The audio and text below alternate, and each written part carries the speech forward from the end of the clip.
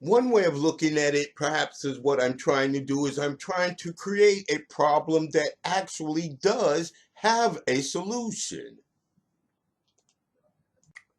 I want you to be able to invent on your own. So, this is the first thing I want you to do.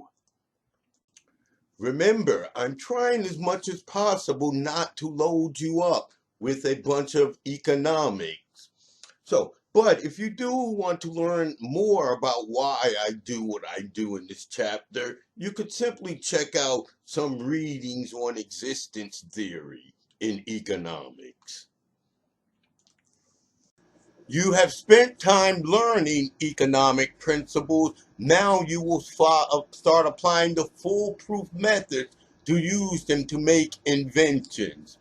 Truly a case where your learning will pay off immediately, starting in a few hours.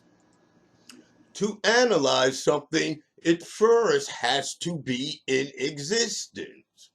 So I acknowledge the existence of this thing of value in a way that I can later on do certain mathematical operations with it.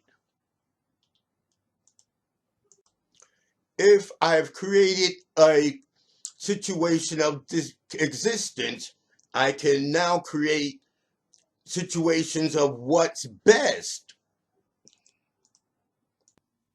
Since it's agreed to make new things of value, I must analyze old things of value to as a starting point for ideals. Remember, these things of value are to help us begin inventing. These are the things we will analyze what they are and use them to help us create new things. That's the purpose. To start making your invention, we will analyze these two things separately and we will analyze them together. We will analyze them from the point of view of the satisfaction. We will analyze them for the satisfaction gotten for them, and we will analyze. We assume that the things of value that we choose to analyze has a value greater than zero and also a cost greater than zero. The reason we do this is to help measure the things of value. So I'm analyzing two things of value, but not just from one side, from both sides, both from the sides of consumption or using it, getting enjoyment out of it, and also from the side of production or making it or having some cost attached to it.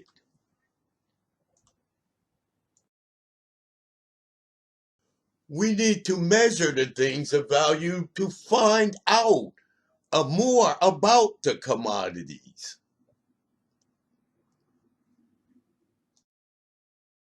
I had to find out more about the commodities in a way useful to me in making inventions.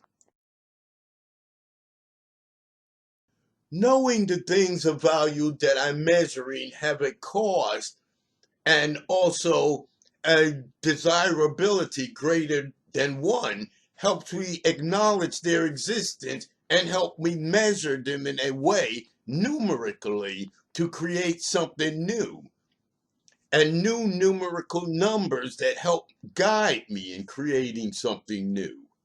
This allows me to put some numbers to my thoughts.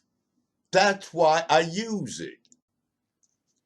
So we have chosen to analyze two things, one with a high price, one with a low price. Remember, I said I needed to analyze my thoughts, and now you see it happening.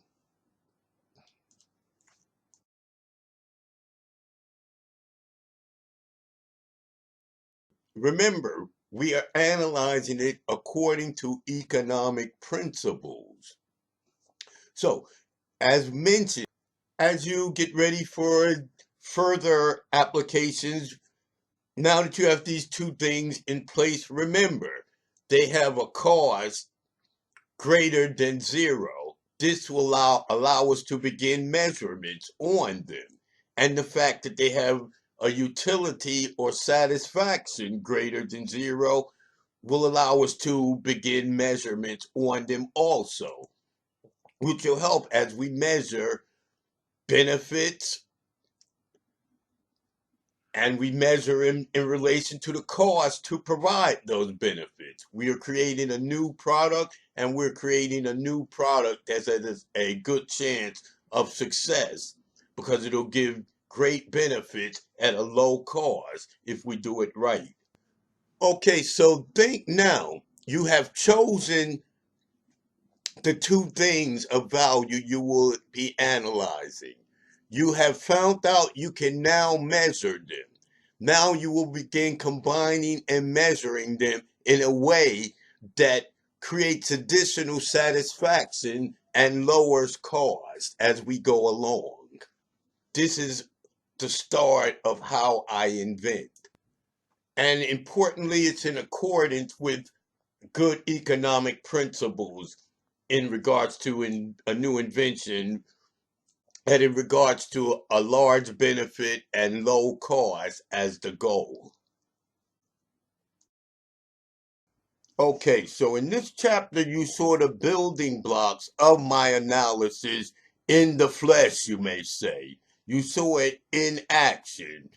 You know, as this is the application section, you began the application, and I tried to make you understand why you are beginning the application, where and how you are beginning the application. You are on the road to making your invention, and this is the first, rather than step, I'll say mile.